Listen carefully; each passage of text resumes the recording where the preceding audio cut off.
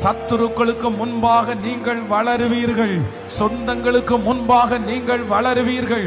உங்களோடு இருக்கிறவர்களுக்கு முன்பாக நீங்கள் வளருவீர்கள். கர்த்தராகிய ஆண்டவர் இன்றைக்கு கிருபையாய் வாக்கு கொடுக்கிறார். நான் உன்னை வளர்த்துவேன், நான் உன்னை வளர்த்துவேன். இந்த 11 மாதமும் உன்னை மறைவிடத்தில் வளர்த்தினேன், யாருக்கும் தெரியாமல் உன்னை வளர்த்தினேன்.